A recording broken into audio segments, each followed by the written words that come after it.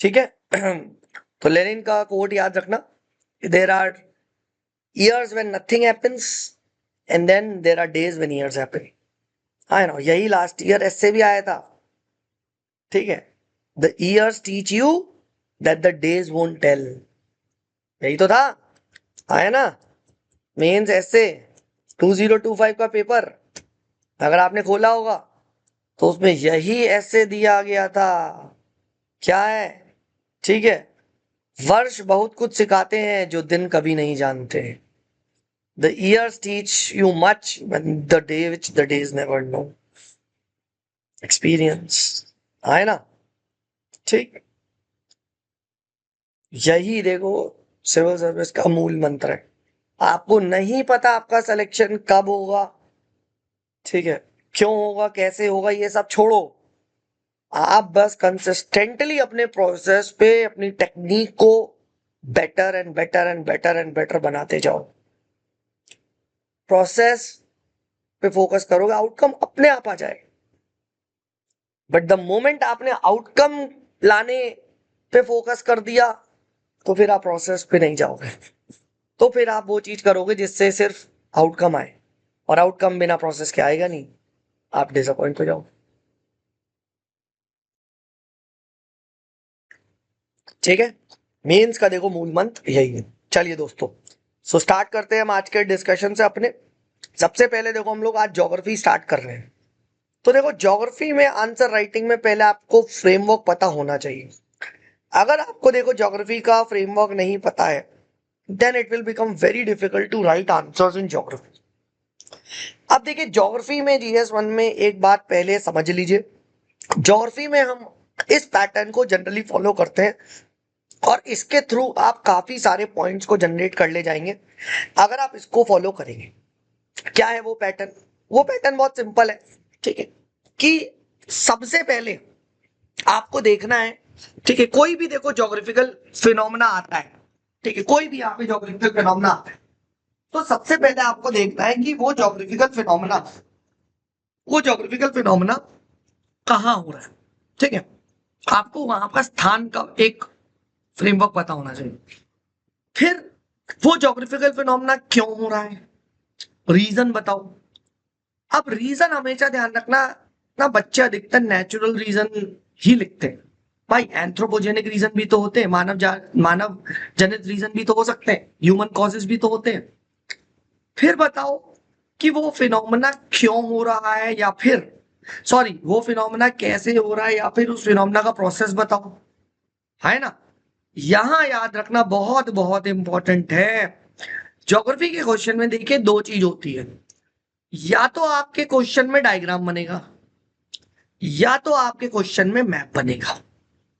हो सकता है बहुत केस में दोनों भी बन जाए, बट अगर ज्योग्राफी का क्वेश्चन है और इनमें से एक भी नहीं बनाया, नंबर कट जाएंगे। तो जहां तुम देखो ज्योग्राफी क्वेश्चन, तड़ से आप डायग्राम बना दो। अब वो आप देखो, अब सपोज करो लैंडस्लाइड है, तो लैंडस्लाइड पे मैप नहीं बनता, मैप ऑफ लैंडस्लाइड नहीं होता, इसका डायग्राम बनता है, आप डायग्राम बना दो, सिंपल।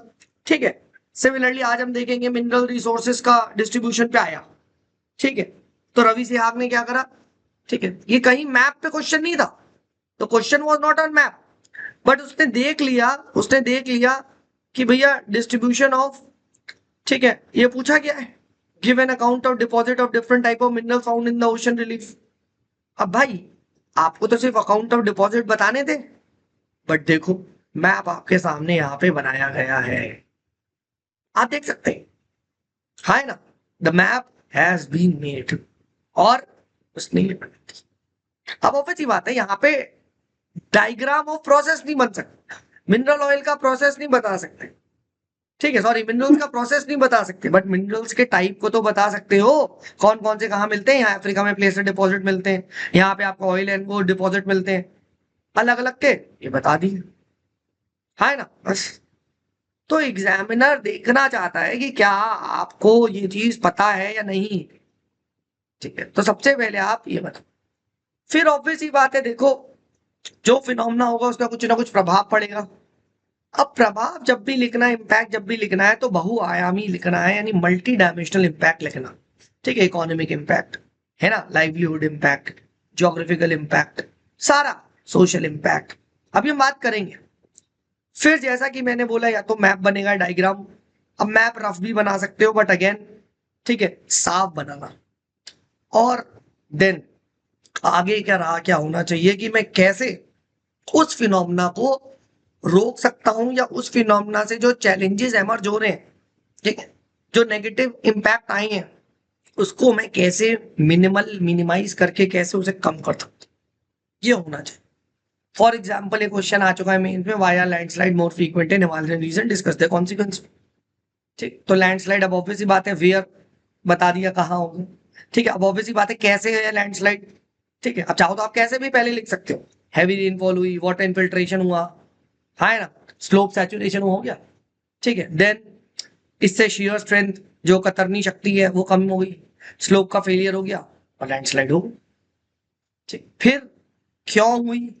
अब क्यों में जैसा कि मैंने बताया, नेचुरल रीजन कि यंग फोल्ड माउंटेन्स है, उसकी वजह से ये सारे रीजन आए। और human, road cutting, deforestation, construction, mining, कोई भी लिख दो। फिर इसका प्रभाव क्या हुआ? ठीक है, इंफ्रास्ट्रक्चर डैमेज हुआ, कनेक्टिविटी में व्यवधान हो गया, है ना, लाइवलीहुड, आजीविका की हानि हो गई, रिवर का ब्लॉकेज हो गया, फ्लैश फ्लड्स आ गए, तो ये सब बताओ। अब यहाँ ऑब्वियसली बात है, मैप बनेगा नहीं तो छोड़ दो, यहाँ डायग्राम बना दो।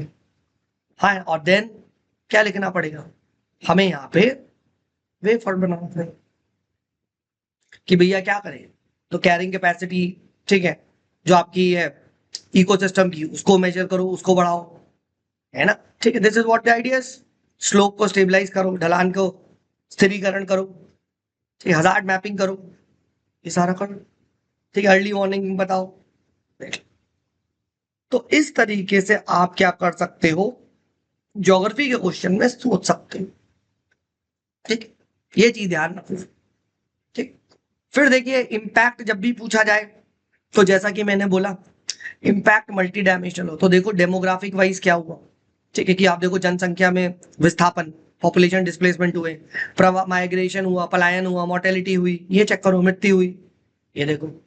फिर डेवलपमेंट पे क्या इम्पैक्ट हुआ कि इंफ्रास्ट्रक्चर वहां पे डैमेज हो गया, ठीक है, उत्पादकता में कमी आ गई, प्रोडक्टिविटी लॉस हो गया, एग्रीकल्चर लॉस हो गया। फिर इकोनॉमी वाइज देखो, एग्रीकल्चर पे क्या इम्पैक्ट पड़ा, इंडस्ट्री पे क्या इम्पैक्ट पड़ा, पर्यटन, यस, जब भी ये सारे, ठीक है, आपके भूस्खलन और ये सब होते हैं, भूस्खलन वगैरह, तो क्या होता है, टूरिज्म पे इम्पैक्ट पड़ता है, चक्का जाम हो जाता है, लोग जाना नहीं चाहते, है ना, ये सब लोग। फिर पर्यावरण पे क्या इम्पैक्ट पड़ा, बायोडाइवर्सिटी का लॉस हुआ, सॉइल डिग्रेडेशन हुआ, पॉल्यूशन हुआ, ये बताओ। फिर इन सबका सोशल पे क्या लॉस हुआ, फूड इनसिक्योरिटी बढ़ गई, हेल्थ के रिस्क आ गए, कॉन्फ्लिक्ट शुरू हो सकते हैं, पलायन होना स्टार्ट हो गया। फिर और लंबा सोचो, लोकल लेवल पे क्या इम्पैक्ट होगा, रीजनल लेवल पे क्या होगा, नेशनल लेवल पे क्या होगा, ग्लोबल लेवल पे क्या होगा। ऐसे हो सकता है ग्लोबल वार्मिंग आ जाए, हो सकता है आ, आ, आप ऐसे कह सकते हो, ठीक है, क्लाइमेट चेंज आ जाए, तो वहां मैं कैसे डायमेंशन निकालूंगा? ये तो डायमेंशन निकलेंगे कि डेवलपमेंट हो गया, आपका पॉपुलेशन हो गया, इकोनॉमी हो गया, एनवायरमेंट हो गया, सोशल हो गया, what about local, regional, national, global, आप ऐसे सोचो। फिर देखो, जब भी आप ज्योग्राफी में बात करते हो, तो याद है मैंने सोसाइटी में बताया था, सोसाइटी के अंदर कास्ट होगी, ट्राइब होगी, फैमिली होगी, एसोसिएशन होंगे, है ना, ये सब देखा था। वैसे ज्योग्राफी के अंदर जब भी ज्योग्राफी बोलते हो तो कैसे आता है, हवा, एयर, ठीक है, अब जैसी एयर आप बोलते हो तो टेम्परेचर, प्रेशर, विंड, ये सब पॉइंट्स है, रेनफॉल, है ना। फिर वाटर, वाटर में क्या, नदी, ground water, glacier, different type of water, oceans, ये देखो, आप ऐसे इम्पैक्ट सोचो। फिर लैंड जैसी बोला, ठीक है, यानी रिलीफ भूमि, यानी चाव, अब हजारों टाइप की भूमि है, ठीक है ना, माउंटेन्स है, प्लेटू है, प्लेन है, स्लोप है, तट है, आपको कौन सा करना है। फिर सॉइल में भी हर टाइप की है, right, laterite soil, red soil, fertile soil, alluvial soil, salinity, moisture, black soil, देखो। फिर वेजिटेशन वाइज सोचो, फॉरेस्ट हो गया, बायोडाइवर्सिटी हो गया, हाँ ना, मैंग्रोव हो गया, वेटलैंड हो गया, कोरल रीफ्स हो गया, देखो, अलग अलग टाइप, ग्रासलैंड हो गया, देखो, है ना, ऐसे ऐसे सोचते जाओ। ठीक है, आप देखोगे आपसे ये क्वेश्चन होंगे, इकोनॉमी वाइज सोचो, ठीक है ना, ट्रेड को क्या इम्पैक्ट कर रहा है, क्लाइमेट वाइज सोचो, ठीक है, और आगे लेवल पे ओशन वाइज सोचो, ठीक है, तो ये सारे पॉइंट्स आप याद रख सकते हो ज्योग्राफी में, ठीक है ना। क्रॉपिंग एग्रीकल्चर पे आएगा तो क्लाइमेट वाइज सोचो, सोयल वाइज सोचो, इरिगेशन, मार्केट, टेक्नोलॉजी, ये जवाब है। अब एनर्जी पे आता है तो सिर्फ रिन्यूएबल नहीं, नॉन रिन्यूएबल हो गया, कोल हो गया, ऑयल हो गया, गैस हो गया, हाइड्रो हो गया, न्यूक्लियर हो गया, विंड हो गया, चलिए ये बताओ, अलग अलग टाइप के आ जाएंगे, है ना। तो ऐसे आपको ज्योग्राफी में पॉइंट्स निकालने हैं, एक बार, दो बार, तीन बार, चार बार जब आप इसे पढ़ोगे, ठीक है, तो ये आपके जो तोड़ने वाले हैं, है ना, ये आप आसानी से पॉइंट जनरेट कर ले जाओगे। तो ये ज्योग्राफी का फ्रेमवर्क है, अगर आंसर राइटिंग करनी है तो आप ज्योग्राफी के फ्रेमवर्क को डेफिनेटली यहाँ पे, ठीक है, you can follow this for geography, and काफी ज्यादा यहाँ पे, ठीक है, अच्छा ये फ्रेमवर्क है जिसको आप यहाँ पे फॉलो कर सकते हो, ठीक है, ये ध्यान रखना, this is very very important for geography, ठीक है, क्योंकि देखो पॉइंट जनरेट करने में दिक्कत आती है, अब मैं क्या नेक्स्ट पॉइंट लिखूं, बट अगर आप इस मॉडल को फॉलो कर रहे हो, ठीक है, तो आपको दिक्कत नहीं आएगी, आपसे पॉइंट जनरेट हो जाएंगे, दिस इज माई एश्योरेंस, ठीक है। चलिए, तो लेट्स बिगिन विथ जो हमारा डिस्कशन है उससे स्टार्ट करते हैं, ठीक है, एंड लेट्स बिगिन विथ अपना जो, ठीक है, डिस्कशन है उससे स्टार्ट करते हैं, ठीक है, चलिए, ऑल राइट, ठीक है, चलिए, ठीक है, तो लेट्स बिगिन, अपने जो क्वेश्चन है ये देखते, यहां तक कोई भी डाउट है बताइए, किसी का भी कोई डाउट है, नहीं एनी डाउट्स बताइए, ठीक है ना, ठीक है, चलिए, लेट्स गो, देखिए, अच्छा, ज्योग्राफी में भी मल्टीपल माइक्रो क्वेश्चंस बनते हैं, अगर आप ऐसे सोच रहे हो नहीं बनेंगे तो ऐसा नहीं है, ज्योग्राफी में भी आपके मल्टीपल माइक्रो क्वेश्चंस बनते हैं, आप आदित्य श्रीवास्तव की कॉपी देखना, ठीक है, एंड रवि सियाग की तो हम देख ही रहे हैं, बट आपको खुद रियलाइज होगा कि हाँ, हम हमें आना चाहिए, फॉर एग्जाम्पल जैसे इसका एक क्वेश्चन देखो, ठीक है, एक क्वेश्चन देखोगे आपको खुद समझ में आ जाएगा आंसर आप क्या कहना चाह रहे हो, ठीक है, एक डेजर्ट वाला क्वेश्चन देखते हैं, जस्ट वन सेकेंड, ठीक है, 7 हो गया, जस्ट वन सेकेंड ना,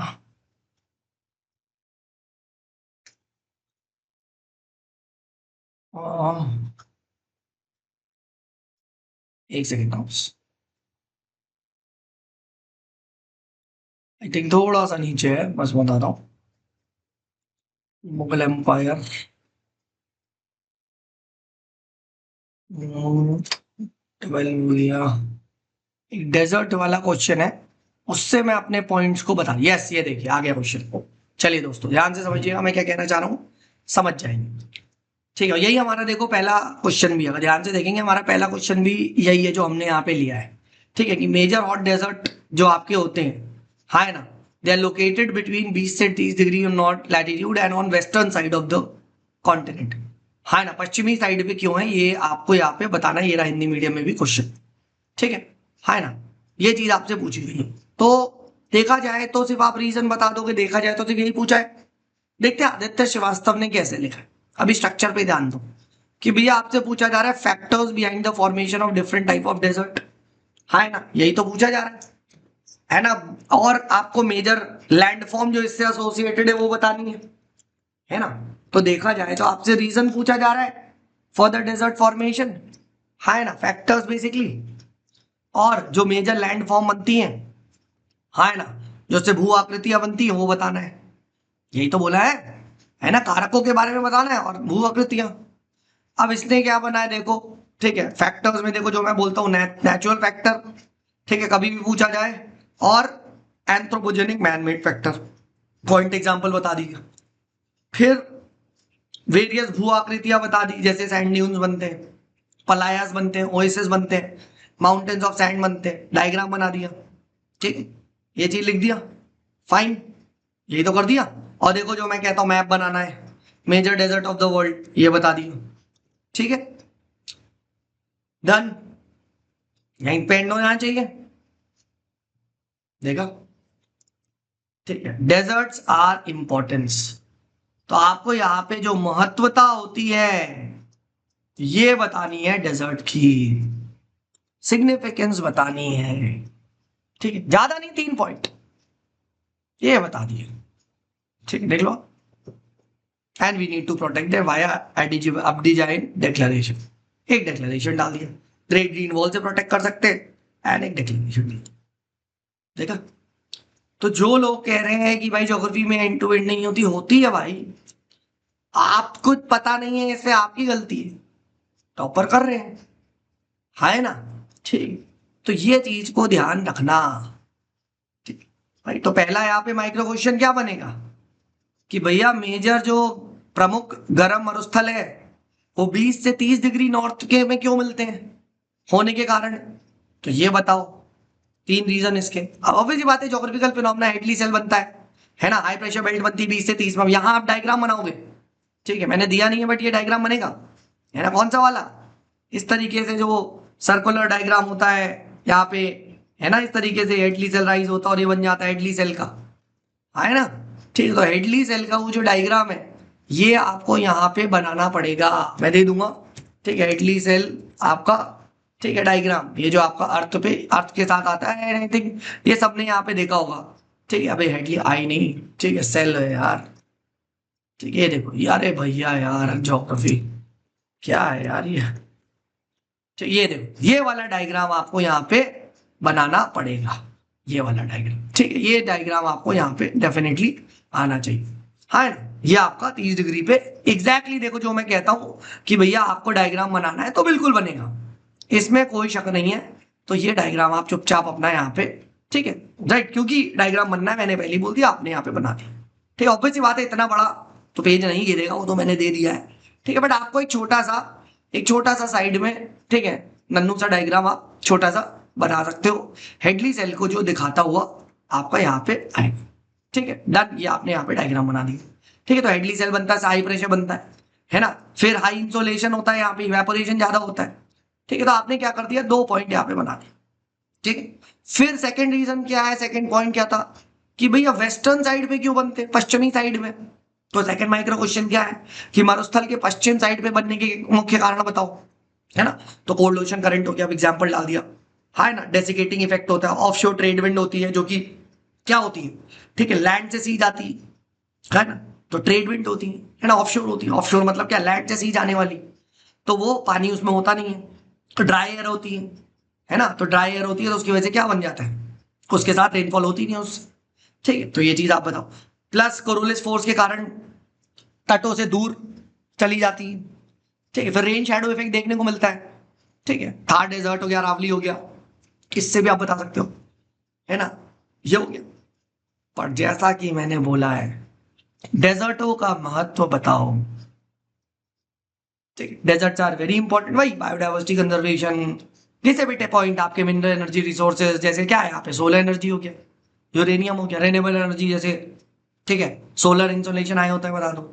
ठीक है, क्लाइमेट इकोलॉजिकल रोल फेस करते हैं क्योंकि ये कार्बन साइकिल में मदद करते हैं, हाँ ना। ठीक है, राइट, तो ये चीज आप बता सकते हो, कार्बन साइकिल में मदद करते हैं। पैस्ट्रोलिज्म एंड लाइवलीहुड, जब देखो लोगों के लिए इकोनॉमी होती है, और पैस्ट्रल कम्युनिटीज यहाँ रहती हैं, जैसे रायका कम्युनिटी हो गई, आपके विष्णोई कम्युनिटी हो गई, आप एक दो कम्युनिटी का नाम डाल दो। फिर टूरिज्म में हमने देखा डेजर्ट सफारी, देखो आदित्य श्रीवास्तव ने डाला है नहीं, यहाँ पे है आपके सामने, देखो deserts are very important, for example ये देखो, ठीक है, tourism desert safari in Saudi Arabia, ये देखो, हाँ है ना, आप देख सकते हैं, हाँ है ना, देखो ऐसे ही सीखते हैं आंसर राइटिंग, तो हमने अप्लाई करा। फिर स्ट्रैटेजी की इंपॉर्टेंस भी है क्योंकि हमारे यहाँ बहुत सारे जो मरुस्थल है, ठीक है, ये आपके बॉर्डर एरियाज में लोकेटेड है। ठीक है, तो वहां से काफी बार इन्फिल्ट्रेशन देखा गया है, तो स्ट्रैटेजिक सिग्निफिकेंस भी। ठीक है, तो टूरिज्म हो गया, कल्चरल हेरिटेज हो गया, पेस्ट्रोल हो गया, लाइवलीहुड हो गया, क्लाइमेट इकोलॉजिकल रिस्क हो गया, ठीक है, इकोलॉजिकल रोल हो गया, आपका सोलर एनर्जी हो गया, जैसे भदला सोलर पार्क है ना राजस्थान में, इस पे प्रीलिम में भी क्वेश्चन आया है ना। ठीक है, ये डाल सकते हो, बस। मिनरल एनर्जी रिसोर्सेज हो गया, है ना, ये सब बताओ आप। राजस्थान में जैसे क्या लाइमस्टोन मिलता है, आप ये बता दो, जिप्सम मिलता है, खत्म। आपको तो बस एक एग्जाम्पल डालना है, ठीक है, बस, ठीक है, हो गया, डन, बताइए। तो देखो, तो ज्यादा नहीं, 3 पॉइंट मैंने पहले पॉइंट में लिखे, 2 पॉइंट, 3 पॉइंट मैंने यहाँ बता दिए, 2-3 पॉइंट, और 3-4 मैंने इंपॉर्टेंस बता के एंड कर दिया कंजर्व करने के लिए। वही वाली बात है, ग्रेट ग्रीन वॉल चला दो, ठीक है। जो आपका अब्दीजान डिक्लेरेशन है, ठीक है, वो लगा दो, खत्म। और क्या हो गया। And we need to therefore क्या, preserve them our cultivable land via कैसे, ग्रेट ग्रीन वॉल चला दो, ठीक है, great green wall and Abidjan declaration चला दो, हो गया। तो वे फॉरवर्ड में क्या आ गया कि how can I preserve them, खत्म। इसे प्रिजर्व कैसे करेंगे, हो गया। ग्रेट ग्रीन वॉल इनिशिएटिव हो गया, बस। देखा इतना आसान होता है आंसर को लिखना, ठीक है। बेसिक नॉलेज के साथ भी अगर आप लिख सकते हो, शर्त है अगर आपको तरीका याद है और अगर आप मेहनती हो। सर मैं भी ज्योग्राफी क्वेश्चन में माइक्रो क्वेश्चन नहीं बना पा रही थी, मगर अब बना लूंगी, बिल्कुल बिल्कुल, ठीक है, बिल्कुल। हाँ, अनुसंधान के लिए बिल्कुल भाई, रिसर्च हुआ है, पोखरान टेस्ट हुआ है, बिल्कुल। डेजर्ट एरिया में रिसर्च एंड डेवलपमेंट है, वेरी गुड, बिल्कुल भाई, बिल्कुल, ठीक है। आप और भी लिख सकते हो, कल को अगर और 15 नंबर का सपोज करो क्वेश्चन आए, तो इन्हीं डेजर्ट में पूरे वर्ल्ड में चुनौतियां क्या फेस हो रही हैं, है ना, डेजर्टिफिकेशन हो गया, क्लाइमेट चेंज हो गया, है ना। तो ये सब चीजें भी आप यहाँ पे लिख सकते हो, ठीक है। You can write this as well. तो ये ना सोचो कि सिर्फ इतना ही लिखना है, ठीक है, ऐसा नहीं है, ठीक है ना। आप और चीजें भी यहाँ पे लिख सकते हो, ठीक है। और सरकार के स्टेप्स जैसे यूएनसीसीडी है ना, United Nation convention to combat desertification, वो बताओ। फिर इंडिया की जो बॉर्न प्लेज है, प्लेज, इंडिया की प्लेज जानते हो, बॉर्न वाली प्लेज, बोलो, जानते हो नहीं, ठीक है। Bonn pledge, Bonn challenge pledge, बोलो। टू रिस्टोर कितना परसेंट है, 150 मिलियन हेक्टेयर्स बाय 2030। भाई ये सब पता होना चाहिए, ये सब लिखना है आंसरों में। Born challenge 150 million hectare of degraded land, ठीक है ना, 350 मिलियन बाय 2030, ये सब चीजें लिखना है आंसर में, है ना। देखो प्री में तो आता ही है, मना नहीं कर रहा हूं, ठीक है, बट मैं आपको पहले ही बता रहा हूं, ठीक है। तो बॉर्न चैलेंज वैलेंज लिख सकते हो। चलिए आगे बढ़ते, लेट्स मूव अहेड। चलिए, most of the unusual climatic happenings are explained as an outcome of El Nino effect, do you agree. अधिकांश सामान्य असामान्य जलवाया जला जलवाया जलावयवी घटना को अल नीनो के परिणाम से रूप में समझा जाता है, क्या आप सहमत है। बताओ पहला माइक्रो क्वेश्चन क्या होगा, ठीक, क्या होगा पहला माइक्रो क्वेश्चन, ठीक है। What will be the first micro question जो उसमें होगा, कि हाँ ये बात सही है ना, ठीक है। ये बात में कोई भी दो राय नहीं है, ठीक है, कि भैया जितनी भी यहाँ पे आपकी, ठीक है, हो रही, तो अल नीनो का प्रभाव बताना पड़ेगा, कि how El Nino is leading to extreme weather events, है ना। असामान्य जलवायु घटनाएं ये क्यों हो रही हैं, ठीक है, extreme weather events, El Nino का प्रभाव लिखो। और बताइए एंड कर देंगे, बताइए क्या हम इसमें एंड कर देंगे, ठीक है। हाँ, अदर रीजन, दूसरे कारण भी बताएंगे, क्योंकि सबसे इंपॉर्टेंट यहां पे क्या है, मोस्ट ऑफ द अनयूजुअल, है ना। और भी तो है, क्या और रीजन नहीं दिखाई देते आपको, ठीक है। क्या एकमात्र कारण है, what about Indian ocean dipole, what about लानिना, anthropogenic, और उसके बाद क्या है, एंथ्रोपोजेनिक जो मैंने बोला था, green house gas emission, climate change, फिर आर्कटिक एवं नॉर्थ अटलांटिक में जो ऑसिलेशंस होते हैं, फिर रीजनल और लोकल फैक्टर्स नहीं हो सकते, आप मुझे बताओ, बहुत सारे हैं, है ना। ये चीज लिखेंगे, ठीक है। बताइए एंड कर देंगे, ठीक है, एंड कर देंगे, या और भी कुछ लिखेंगे, अदर फैक्टर्स भी बता दिए, बोलो बोलो भाई, आपने अदर रीजन भी बता दिए, 3-4 अदर रीजन बता दिए, ठीक है। इफेक्ट नहीं, इफेक्ट तो लिखेंगे, इफेक्ट तो आ ही गया, इफेक्ट तो आपने बता ही दिया ना। अरे भाई इफेक्ट ऑफ अल नीनो ही तो बता रहे हो, कि भैया मानसून देर से आया, ड्रॉट आ गया, फ्लड्स आ गए, एक्सेसिव रेनफॉल हो गए, साइक्लोन आ गए, हरिकेन आ गए, इफेक्ट ही तो है। इम्पैक्ट ऑन इंडिया गलत, अरे भाई यार तुम कैसी बातें कर रहे हो यार, मैंने अभी अभी बताया, जरा फ्रेमवर्क में जाओ, कि इम्पैक्ट आ गया, उससे बात क्या करेंगे, बचे कैसे, कैसे मैं इस घटना को कैसे रोक सकता हूं, उसके इम्पैक्ट को। यस, हमें उसके इम्पैक्ट को मिनिमाइज करना है। So how can the unusual, असामान्य व्यवहार, ये जो भी है एक्सट्रीम इवेंट्स का इम्पैक्ट बी रिड्यूस्ड, कम कैसे हो इनका इम्पैक्ट। तो कुछ नहीं, ग्लोबल वार्मिंग, क्लाइमेट चेंज, इन सबको कम कैसे कर सकते हैं, 2-4 स्टेप लिख दो बस। तो यहां पे आपको एक और चीज लिखनी पड़ेगी, ठीक है, कि इसको हम कैसे, ठीक है, राइट। माइक्रो क्वेश्चन क्या होगा, how can the extreme unusual weather events be reduced. ये आपको यहां पे बताना पड़ेगा कि जो अनयूजुअल वेदर इवेंट्स है इनको मैं कैसे कम कर सकता हूं, है ना, इस पे बात करनी पड़ेगी। ये थर्ड माइक्रो क्वेश्चन होगा, ज्यादा नहीं, और यही आपका वे फॉरवर्ड हो जाएगा, है ना। हाँ, शॉर्ट टर्म हो गया, लॉन्ग टर्म, हाँ बिल्कुल, short term solution, long term solution, बिल्कुल। और कुछ ज्यादा नहीं, वही क्लाइमेट चेंज को कम करना है, क्या है, ठीक है, एंड मिशन लाइफ से एंड कर सकते हैं।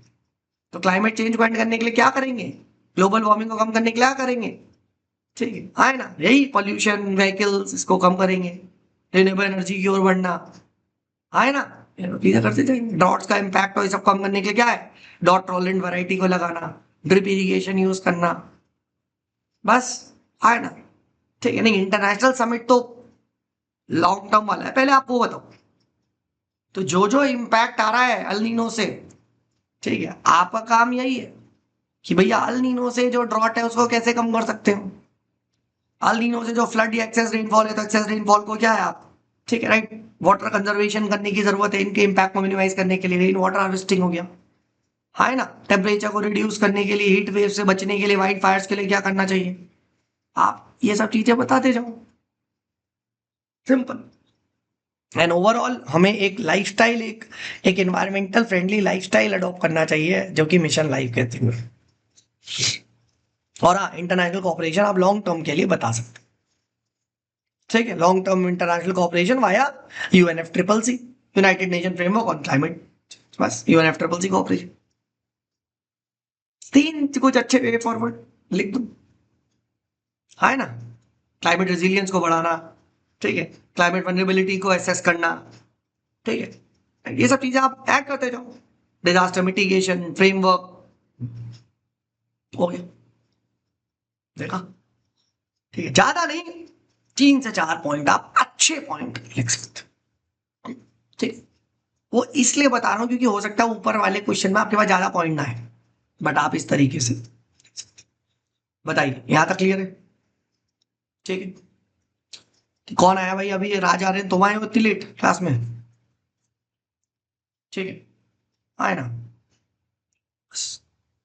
चलो आगे बढ़ते हैं, ठीक है, नेक्स्ट, ठीक है। अब देखो यहां पे अगेन देखो, इंपैक्ट पूछा गया है, ठीक है, तो भाई देखो, ड्रॉट हो गया, फ्लड हो गया, साइक्लोन, हरिकेन, फिर वाटर पे जाओ, ठीक है, कोरल ब्लीचिंग हो गया, है ना, ये देखा गया है, ठीक है, हीट वेव्स आएंगी, वाइल्ड फायर्स लगेंगी, ठीक है, जैसे ऑस्ट्रेलियन वाइल्ड फायर वगैरह, ये आप एग्जाम्पल बताओ, अमेजोन वाइल्ड फायर्स हो गए, ठीक है, ये बताओ, है ना।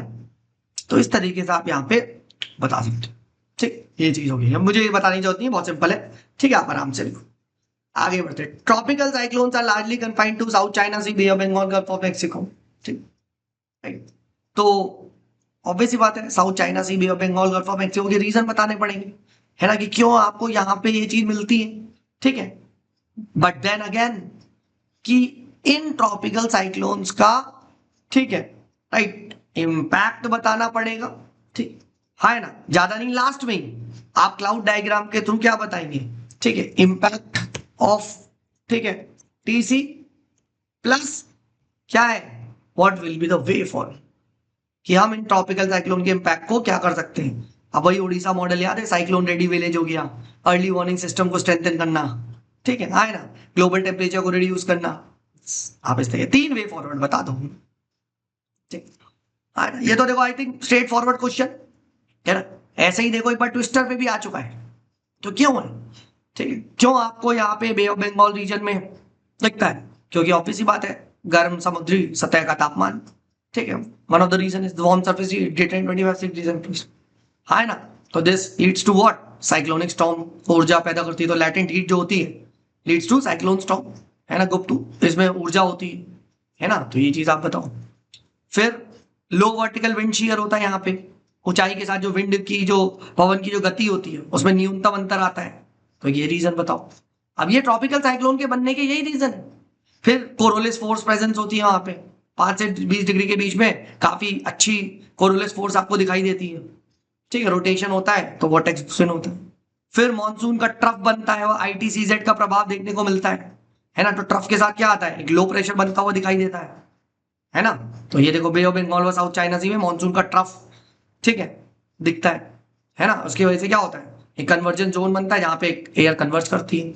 और यहीं पे क्या होता है, साइक्लोजेनेसिस, यानी दो चीज होती है, एक साइक्लोजेनेसिस, एक साइक्लोफ्रंटोलिसिस, ठीक है। तो साइक्लोजेनेसिस आपका बनता है का वो कहते हैं, है ना। तो साइक्लोजेनेसिस के लिए क्या होती है, चक्रवात की उत्पत्ति के लिए अनुकूल परिस्थितियां बन जाती हैं, ठीक है, क्योंकि मानसून ट्रफ बनता है, हाँ, ठीक है। फिर अगर आप देखोगे तो जो कोस्टल वाटर्स है, ठीक है, वहां पे वार्म करंट देखने को मिलता है ना। और इसकी वजह से भी आप देखोगे जैसे जापान अपान साइड में कुरिशियो करंट है ये वो, तो उसकी वजह से भी वहां पे सी सरफेस टेम्परेचर जो है ज्यादा होता है, कन्वेक्शन करंट्स होते हैं, है ना। तो ये चीज बनाओ, ठीक है। तो वार्म ओशन करंट्स ये सब आप लिख सकते हो जापान में वहां पे, ठीक है, कुरिशियो करंट वगैरह ये लिख दो, ठीक है। तो ये सारे रीजन आप बताए। फिर इवन आप ज्योग्राफी देखोगे, इनमें इनका जो फिजिकल स्ट्रक्चर है, जैसे बंगाल की खाड़ी, वो एक अगर वो कैसी है, वो इस तरीके से है ना, इट इज लाइक दिस ना, ये देखो ऐसी है ना। इंडिया में ऐसी तो आता है ऐसे ये। तो यहाँ पे ये जो घूमने वाला होता है, तो ये एक नेचुरल सा ज्योग्राफिकल वो भी बनता है। सेम चीज मैक्सिको में देखो आप, मैक्सिको कैसा है, ऐसे बनता है ना, गल्फ ऑफ मैक्सिको ऐसे ऐसे घूमता है, ठीक है। तो ये क्या है, आपका जो ज्योग्राफिकल स्ट्रक्चर है ना, ठीक है, अनुकूल भौगोलिक, ठीक है, ज्योग्राफिकल फीचर्स जो होते हैं, ठीक है। तो भौगोलिक फीचर इस तरीके से आपको यहाँ पे दिखाई देते हैं, कर्व जो दिखता है, शैलो बेस होते हैं, है ना। तो ये सब चीज आप बता सकते हो। तो ये काफी घिसा पिटा सवाल है, 2-3 बार पूछा आ चुका है, ठीक। तो but impact of tropical cyclone आप लिखोगे और वे फॉरवर्ड, ज्यादा नहीं, 3-3 आप लिखोगे, ठीक है, हाँ ना। वही है, देखो यहाँ पे रीजनल वल्नरेबिलिटी को असेस करने की जरूरत है, ठीक है। डिजास्टर प्रिपेयर्डनेस यानी आपदा तैयारी करने की जरूरत है, ठीक है। कोस्टल प्लानिंग, है ना, जैसे Orissa ready, Orissa village, cyclone ready villages, आपदा मित्रा, ठीक है, इन सबके महत्व बस what lead. But way forward का 1 2 3 4 करके लिखो इंस्टेड ऑफ की कंक्लूजन में लिखो। बताइए यहां तक क्लियर है? बताइए कोई डाउट किसी का भी? ठीक है, हाँ ना। तो इस तरीके से आप डेफिनेटली लिख सकते हैं। देखो ये स्टैंडर्ड सवाल है, ठीक है। इन स्टैंडर्ड सवाल पे, ठीक है, ये आपको प्रिपेयर करना ही है, क्योंकि ट्रॉपिकल साइक्लोन में ये क्वेश्चन आता है कि व्हाट आर द फैक्टर्स, ठीक है, व्हाई ट्रॉपिकल साइक्लोन, इसका इम्पैक्ट क्या होता है, एंड इसके लिए वे फॉरवर्ड की, ठीक है। तो अगर आप नोट्स नहीं बनाए हुए हो तो भाई आप आंसर नहीं कर पाओगे, ट्रस्ट मी, तो आप आंसर नहीं कर पाओगे और वो फिर, ठीक है, आपका गलत हो जाएगा, है ना, ठीक। तो इसीलिए मैं कह रहा हूं कि आप लोग अपने नोट्स पे, ठीक है, टॉपिक को पढ़ो अच्छे से और प्रीवियस ईयर क्वेश्चन से जरूर, ठीक है, जिनका भी अभी मेंस है अक्टूबर वगैरह में, प्रीवियस ईयर क्वेश्चन को अच्छे से देखो, तुम्हें ना ये पता चलेगा किस टाइप का आ रहा है ना। और सिमिलर क्वेश्चन, पता है, ये तो मैंने आपके साथ 2015 का डिस्कस किया, बट अगर आप सेम क्वेश्चन 2024 के मेंस में देखोगे तो सेम क्वेश्चन पूछा गया, ठीक है। They have asked the same question, twister क्यों होता है, ठीक है, एंड वो क्यों इन एरियाज में बनता है, ठीक है। तो अगर आपको नहीं भी आता था, आप स्टिल यही आंसर लिखाते थे, है ना, ठीक। इसीलिए इस पे स्पेशली जो है आप लोग ध्यान देना स्टार्ट करिए, ठीक है। चलिए तो लेट्स मूव अहेड एंड ठीक है।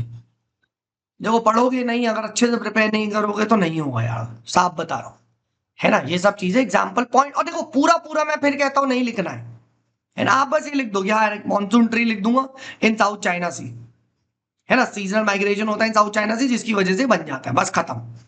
ठीक, राइट, तो अपने नोट्स में ऐसे ही लिख दो, है ना, ठीक है, बस फेवरेबल आपकी अनुकूल महासागरीय गहराई, ठीक, एग्जाम्पल बता दिए, ठीक है, अनुकूल भौगोलिक फैक्टर्स एग्जाम्पल शैलो बेसिन, ठीक है, Gulf of Mexico, Bay of Bengal, ये बता दिए। ठीक है, तो पूरा पूरा नहीं लिखना होता एग्जाम में, आपको बस थोड़ा सा, ठीक है, पॉइंट्स लिखने होते हैं। ठीक, वो तो देखो मैं नोट्स देता हूँ क्योंकि यार काफी सारे बच्चे ऐसे जिनको सेंटेंस फ्रेमिंग में भी दिक्कत होती है, तो चलो मैंने कहा दे देता हूँ, है ना। ठीक है, तो ये देखो ये क्षेत्र क्या है, कम से कम 3 और से भूमि से घिरे हुए हैं। ठीक है ना, तो 3 और से भूमि से घिरे हुए हैं तो क्या होता है, आपका एक शैलो बे बन जाता है ना। ठीक, तो ये चीज आप बताओ। ठीक है, फाइन, इसकी वजह से पानी इंटेंस हीट होता है। चलिए, फिर आजकल देखो ये भी क्वेश्चन पूछा जा रहा है, पता है why more tropical cyclones are form now in Arabian Sea as compared to Bay of Bengal. आज जाके ये भी होमवर्क करना, ठीक है, ये भी इंपॉर्टेंट क्वेश्चन है, why more tropical cyclones are formed in Bay of Arabian Sea as compared to Bay of Bengal, जाके रीजन देखना। ठीक है, ये भी पूछा जा चुका है, ये भी पूछा गया है ना, आदित्य यादव ने करा है क्वेश्चन। चलिए, तो सिंपल है, देखो डिस्कस जियो फिजिकल कैरेक्टर, अब ऑब्वियस सी बात है यहाँ पे, ठीक है, जियो फिजिकल कैरेक्टरिस्टिक्स आप बताओगे। ठीक है, सरकम पैसिफिक जोन, अभी सरकम पैसिफिक नहीं समझ में आ रहे, पैसिफिक सोचो, पैसिफिक ओशन में क्या है, रिंग ऑफ फायर, बस, तो इनकी जितनी भी ज्योग्राफिकल फीचर्स है वो सारी आप यहाँ पे लिख दो, क्या क्या वहां पे होता है ना। ठीक, और जैसा कि मैंने बोला इसकी वजह से यहाँ पे क्या इम्पैक्ट पड़ते हैं। ठीक है, बस, ठीक है, तो उसके फीचर हम सबको पता है कि भैया यहाँ पे बहुत सारी प्लेट बाउंड्रीज हैं, ठीक है, जिसकी वजह से क्या होता है, बहुत सारे सबडक्शन जोन यानी अधोगमन क्षेत्र बनते हैं, है ना, टेक्टोनिक प्लेट्स कोलाइड करती रहती है। अब यहाँ पे एक दो प्लेट्स के नाम पता होने चाहिए।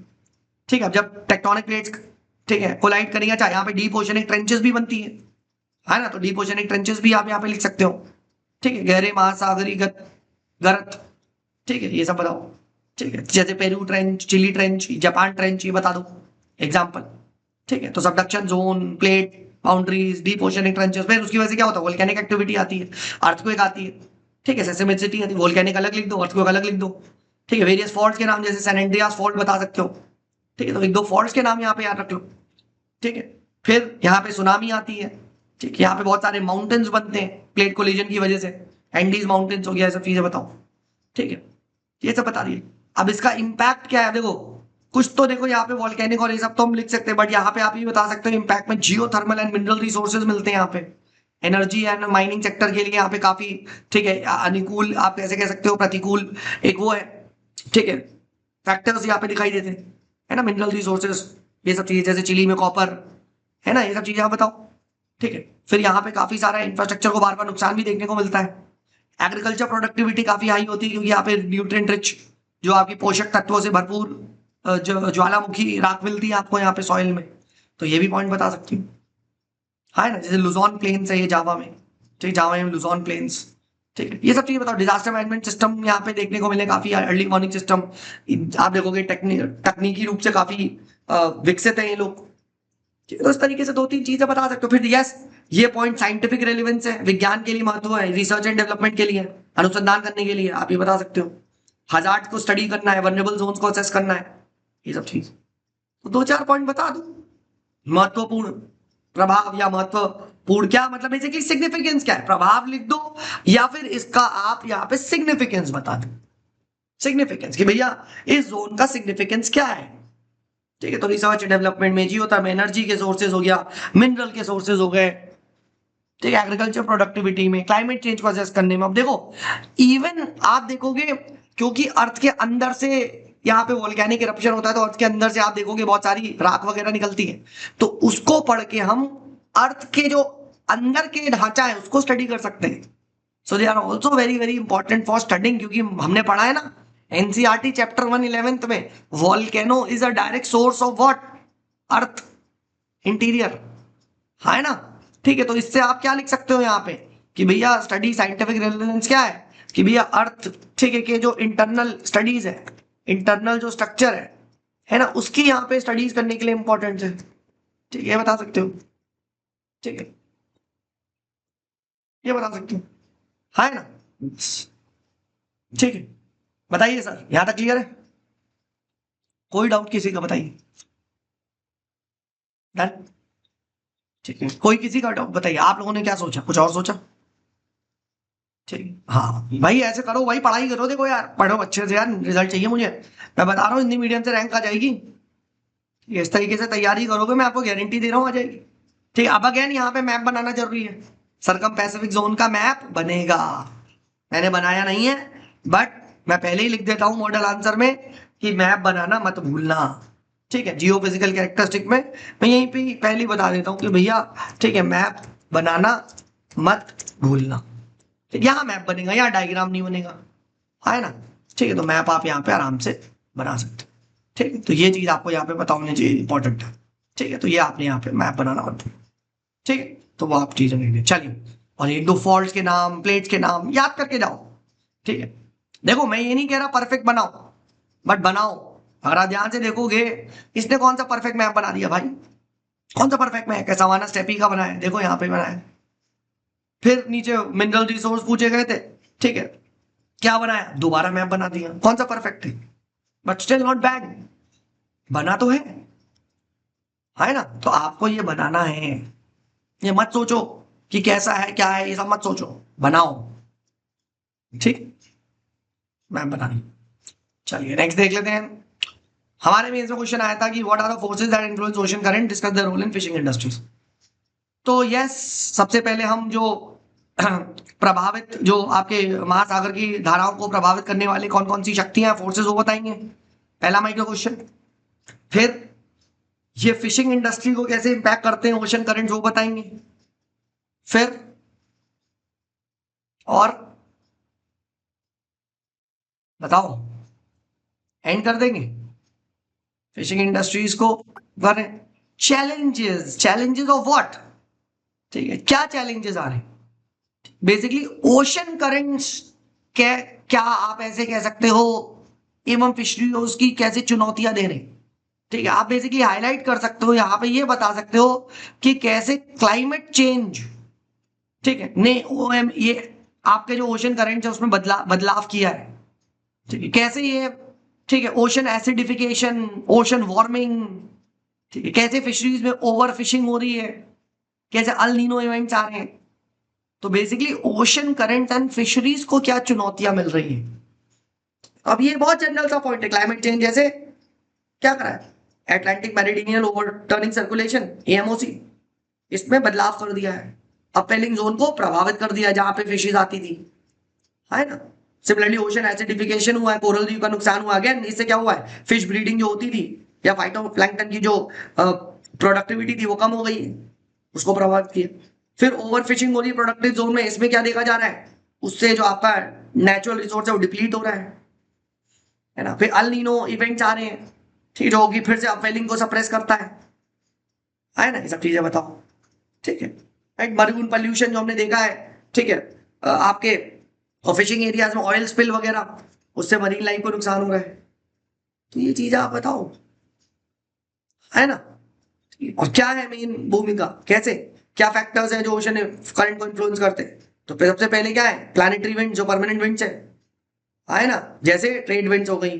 ठीक है, अब आप एक एग्जांपल दिखा सकते हो, north east trade wind, north equatorial current को, यहां पे भी क्या होगा, यहां पे भी ओशन करंट्स का मैप बनेगा।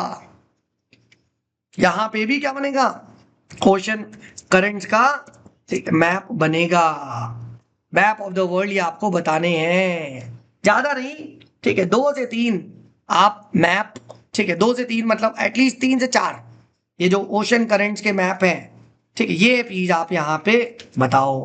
पेरू करंट, बेंगुला करंट, ठीक है, ये वाली चीज आप यहाँ पे डेफिनेटली, ठीक है, बताओ। वार्म करंट, कोल्ड करंट, ठीक है, ये वाला फैक्टर आपको यहाँ पे लिखना है।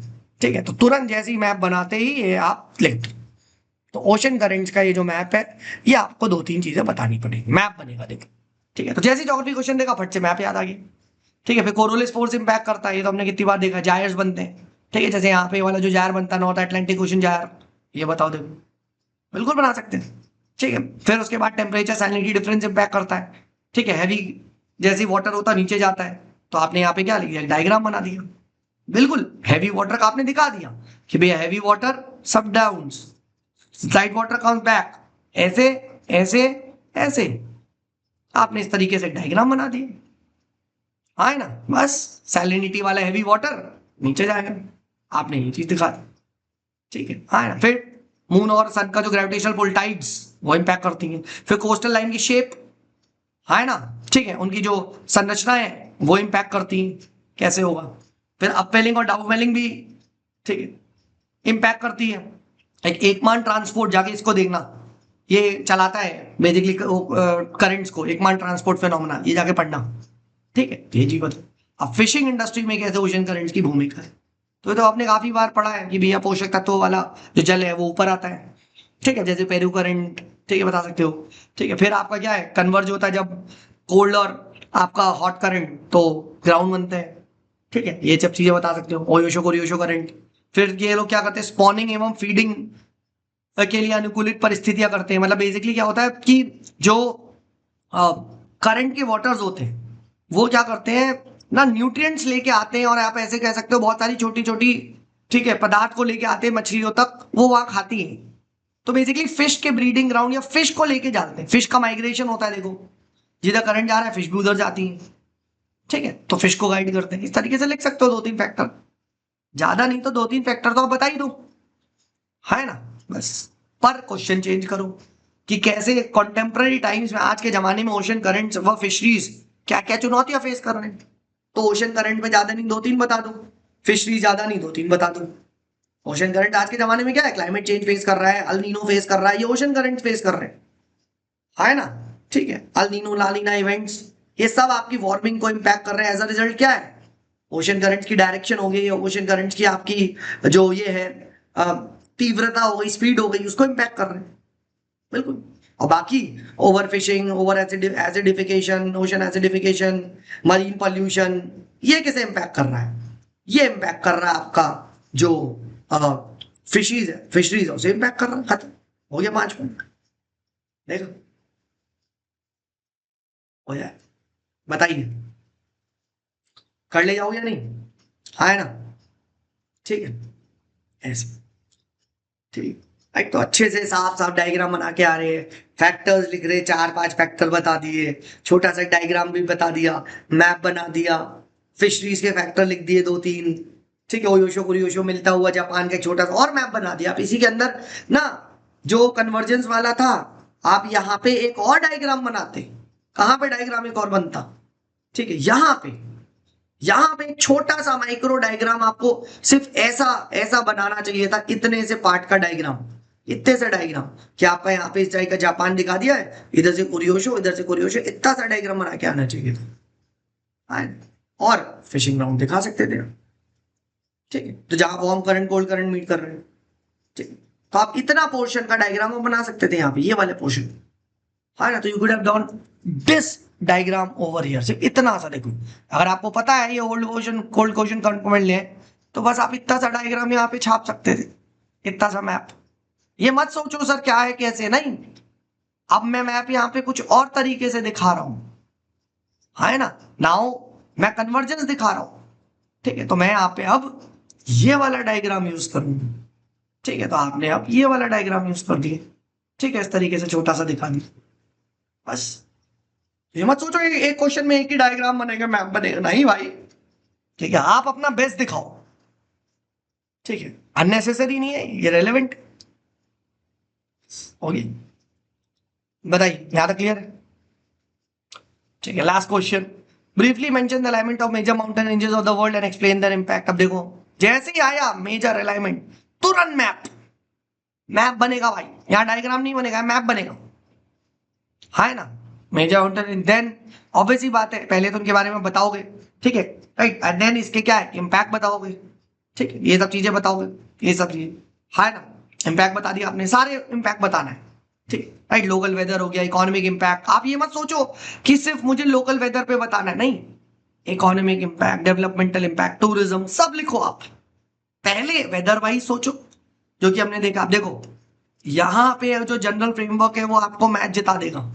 कैसे, क्योंकि द मोमेंट आपने क्लाइमेट वाले वो देखा, तो अब आपको आ गया sir temperature, sir pressure point, sir wind, sir rainfall, sir monsoon, sir cyclone, देखा, sir soil, yes mountain ranges आई, बारिश हुई, बारिश ज्यादा हुई, सैलिनिटी बढ़ी, सॉइल हो गया, लैटराइट सॉइल फॉर्म हो गया। बोलो आया ना, आया ना, पॉइंट आए जनरेट करने, है ना, कि कैसे वो वहां टेम्परेचर पे, प्रेशर पे, ठीक है, सॉइल पे, एयर पे इंपैक्ट डालना, रेनफॉल पे, रेनफॉल हुई तो बायोडाइवर्सिटी इंपैक्ट करेगी, है ना। जैसे रेन शेडो इफेक्ट हुआ वेस्टर्न घाट का, आपने वेस्टर्न घाट थोड़ा दिखाए, इधर से मॉनसून का स्ट्राइक दिखाया, इधर रेन आपका हिट रीजन हो गया, उधर रेन शेड हो गया, उधर डेजर्ट दिखा दिया, इधर तुमने बना दिया, बस खत्म। ऐसे सोचना, ऐसे लिखना आंसर, रेन शेडो इफेक्ट दिखा दिया, ठीक है, राइट। यहां आप सारा सोचो, विंड सोचो, रेनफॉल सोचो, ठीक है, स्टॉर्म के पाथ को कैसे मॉडरेट करता है, माइक्रो क्लाइमेट सोचो, टेम्परेचर सोचो, ठीक है, ये सब आप सोचो पॉइंट, बस आप देख लो इस तरीके से आपने माउंटेन रेंजेस, ठीक है। हाँ, थोड़ा सा आप यहाँ पे और भी बता सकते हो कि माउंटेन रेंजेस बनते कैसे, तो थोड़ा सा इफ यू वांट तो देखो यहाँ पे आप वो वाला भी फिनोमेना बता सकते थे जो अपना ये फ्रेमवर्क है कि सर पहले मैं what I would like to do is कि मैं पहले ना ये वाला फ्रेमवर्क बताऊंगा कि व्हाई माउंटेन्स, तो मैं माउंटेन्स प्रोसेस कैसे बनते हैं, तो मैं यहाँ पे ओशियनिक कॉन्टिनेंट का जो कोलिजन वाला पार्ट है वो मैं मेंशन करूंगा। तो यहां पे आप ना प्रोसेस ऑफ माउंटेन बिल्डिंग भी बता सकते हो, ज्यादा नहीं, ठीक है, 3 जो प्रोसेस है, oceanic, oceanic conversion, oceanic continent conversion, तो ये जो आपका, ठीक है, जो प्लेट टेक्टोनिक के डायग्राम है, ठीक है, राइट, ये आप यहां पे बना के, ठीक है, कन्वर्जेंट बाउंड्रीज, है ना, ठीक है, आपका divergent boundaries, basically convergent, continent continent हो गया, ओशन कॉन्टिनेंट हो गया, ठीक है, ये चीज आप यहां पे दिखा सकते, ठीक, ये चीज आप यहां पे, आप मैप पे भी ये चीज यहां पे you could have told, map पे भी आप देखोगे यहां पे जो ओशनिक बाउंड्रीज है, कॉन्टिनेंट बाउंड्री टकराती है, तो आपके यहां पे दिखाएंगे, ठीक है, यहाँ कॉन्टिनेंट कॉन्टिनेंट बाउंड्री दिखा सकते, तो प्लेट्स हो गए, देखो जितने अच्छे से, जितना ज्यादा ये सब चीजें बताओगे और लोग नहीं करेंगे, ठीक है, और लोग नहीं करेंगे, एग्जामिनर ऑटोमेटिकली आपकी कॉपी को स्टैंड आउट कर देगा, खत्म, है ना, हो जाएगा, ठीक है। चलिए, तो let's keep it down till here. आज मुझे एसए के लिए अब डिस्कशन करना है, तो उसके लिए प्रिपेयर होना है, एसए का पेपर बस आते ही होगा बाहर, ठीक है, तो मैंने टॉपर्स के आंसर दे दिए, आप आराम से इसको पढ़िए, ठीक है, इसमें डालिए आराम से, ठीक है, इसको पढ़िए, मैं नेक्स्ट क्लास में से 1-2 आंसर्स और उठाऊंगा, वही है, देखो कुछ ज्यादा नहीं है, बट आप इसको देख सकते हैं, ठीक है, सीधे है, तो ये अच्छे आंसर है, आप इसको पढ़ सकते हैं, ठीक, राइट, बाकी I give you the PDF, और कल मिलते हैं same time with the next set of, ठीक है। चलिए, बस एक ही रिक्वेस्ट है दोस्तों, अगर आपको पसंद आ रहा है, ठीक है, अगर आपको लग रहा है कि हाँ सर हमें फायदा हो रहा है, ठीक है, तो भाई अपने 2-4 दोस्तों को बताएं, अगर एक जना भी आ जाएगा, ठीक है, तो हाँ कल सोसाइटी वाला फ्रेमवर्क भेजता हूँ मैं, डोंट वरी, कन्वर्ट करके भेजता हूँ, दोपहर तक तुम्हें मिल जाएगा, टेंशन ना, ठीक है, दोपहर तक तुम्हें मिल जाएगा, ये भी मिल जाएगा, ठीक, राइट, तो भाई 2-4 अगर स्टूडेंट आ जाएंगे तो थोड़ा यार मेरा भी मोटिवेशन हाई होगा, है ना। चलिए, ठीक, मिलते हैं कल 10 बजे, ठीक, same time same place same link, bye bye.